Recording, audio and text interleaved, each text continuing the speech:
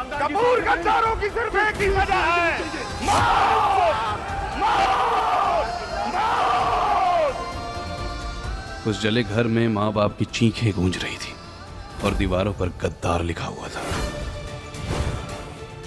उसके कांपते कदम उसी कमरे में पहुंचे जहां उसने अपना सब कुछ खो दिया था।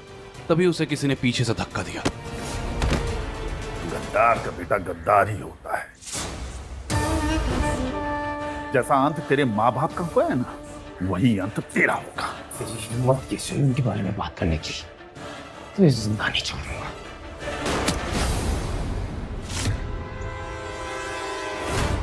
सावित्री के हाथ की छोटी पिस्टल से निकली गोली ने उस आदमी को घायल जरूर कर दिया था, पर वो फिर भी भाग निकला। वेद, बेटा तुम ठीक तो हो ना? हमें तो यकीन नहीं हो रहा है कि हमारे अलावा यहाँ कोई आ भी सकता है। पर जो भी था, उससे पता चल गया है कि तुम मुंबई वापस आ गए हो और फैसला तुम्हें करना है। तुम शिकार बनोगे या शिकार करोगे? वेद सावित्री की बातों पर यकीन नहीं कर पा रहा था, लेकिन पिस्टल चलाने वाली दादी पर उसे थोड़ा भरोसा तो होने लगा था। और ये बात समझ आ गई थी, दुश्मन और दादी दोनों ही बहुत खतरनाक हैं। मुझे आपकी सारी शर्तें मंजूर हैं। तुम हकदार हो उस कुर्सी का जो तुम्हारे माँ बाप छोड़ के गए थे। और सबसे पहले उस गद्दार को पकड़ो जो आरके इंडस्ट्रीज को बर्बाद कर रहा है, और तब जाके तुम वो कुर्सी के असली हकदार बनोगे। मंजूर है? मंजूर है। गाड़ी निकालो, हम रजिस्ट्रार ऑफिस जाएंगे।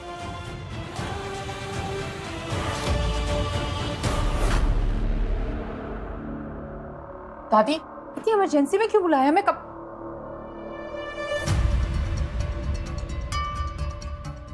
तुम यहाँ क्या कर रहे हो? मिस कीरा, सॉरी, मिस कियारा, राइट? ये डिलीवरी बॉय आपके साथ क्या कर रहा है? तो तुम दोनों पहले ही मिल चुके हो, अच्छी बात है। दादी मैं समझी नहीं, ये क्या हो रहा है? ये यहाँ पे क्या कर रहा है और हम यहाँ पे क्या कर रहे हैं? इस लड़के से तुम्हारी शादी हो रही है।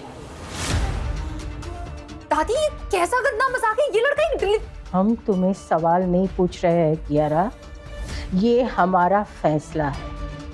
और तुम तो जानती हो कि 10 दिन के भीतर अगर तुम्हारी शादी नहीं हुई तो आरके इंडस्ट्री में तुम्हारा जो रुतबा है एमडी का, वो तुमसे छीन जाएगा। अगर तुम ये नहीं चाहती तो जो हम कहते हैं वही होगा। चलो। दादी प्लीज, दादी please. Oh hello delivery boy, दादी को कोई बहुत बड़ी गलतफहमी हो गई है। तुम उनकी उम्र और भरोसे का फायदा मत उठाओ। अभी जाओ और उन्हें सब सच बताओ। तुम कौन हो, क्या करते हो और यहाँ क्या कर रहे हो, वरना मैं... ये बदतमीज अमीरजादी सावित्री जी की पोती है। इस कड़वे खीरे को तो मैं सलाद बना के भी ना खाऊं। शादी की कसमें तो बहुत दूर की बात है। बहुत जिद्दी और अकड़ू है ये तो। I can't get married to this cheap despo. ये मिस खीरा को कैसे बताऊं कि वो खुद मेरी ही कंपनी में काम करती है। कितना सदमा लगेगा बेचारी को, कहीं खुद ही पागल खाने ना पहुंच जाए। देखो ये दादी की चाल है तुम्हें टॉर्चर करने के लिए। तुम्हें फूटी कौड़ी भी नहीं मिलेगी। अगर अभी तुम यहाँ से चले जाओगे तो मैं तुम्हें 10 लाख दूंगी। 50 लाख? हाँ। 1 करोड़। देखो ऑफर जो है ना काफी अच्छा है, लेकिन इस महंगे शहर में काम नहीं चलेगा यार। इससे बेटर तो ये है कि मैं घर जमाई बन के रह लूं। एटलीस्ट रोटी कपड़ा मकान तो मिल जाएगा मुझे, और साथ साथ ये खूबसूरत बीवी भी। तो मैं क्या कहता हूँ कि दादी का टॉर्चर ना मैं इजीली सह सकता हूँ। अब चले, दादी इंतजार करिए हमारे। ओके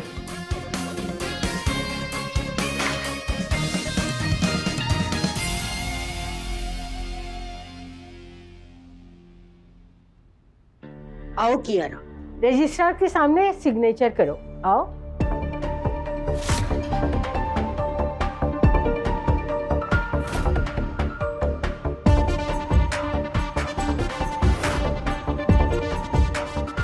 दादी, आपने ये बिल्कुल अच्छा नहीं किया।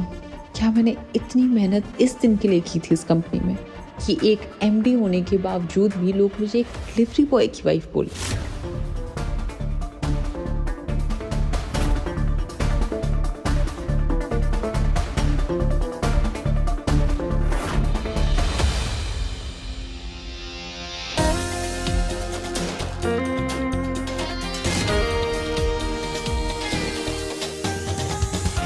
आज से तुम दोनों पति पत्नी हो। उसके मन में तूफान उठ रहा था। उसे समझ नहीं आ रहा था इस लड़के ने उन पर क्या जादू कर दिया था।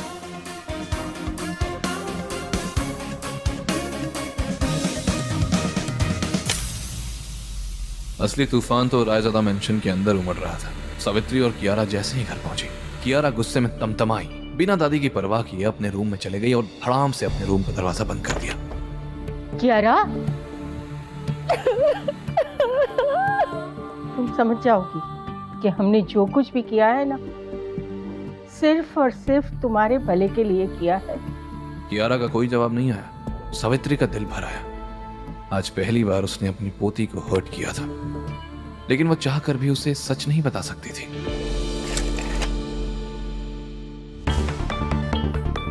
हम बोल रहे हैं, अब तक जो कुछ हमने सोचा था सब कुछ वैसे ही हो रहा है कि कियारा और वैद आने वाले समय के लिए तैयार है कि नहीं, क्योंकि असली इम्तिहान। फोन की दूसरी तरफ से अभी आवाज आनी बाकी थी कि तभी अचानक पूरे विला की लाइट चली गई। कौन है? कौन है यहाँ? इतने आलीशान मैंशन में जहां हवा भी बिना इजाजत के नहीं चलती, वहां अचानक लाइट का चले जाना। सावित्री जानती थी कि ये कोई साधारण पावर कट नहीं है। अंधेरे में उनका दिल जोर से धड़कने लगा। अरे जल्दी आओ! अरे देखो ये लाइट कैसे चली गई।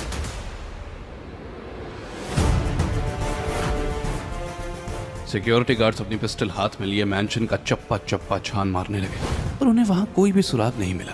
पर तभी लाइट वापस आ गई और सावित्री जी को समझ आने लगा कि ये कोई हमला नहीं, एक चोरी थी। वो अपने कमरे की तरफ अंदर गई।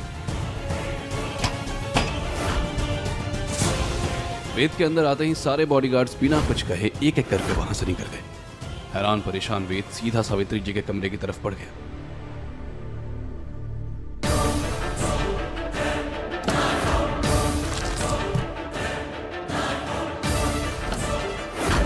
ये नहीं हो सकता। दादी, आप दोनों तो मुझे वहां अकेला ही छोड़ा है, और ये सब भगदड़ क्यों मची हुई है बाहर? वेद, क्या आप परेशान क्यों हैं? फोटोग्राफ जो मैंने तुम्हें दिखाया था ना, वो यहाँ से गायब है।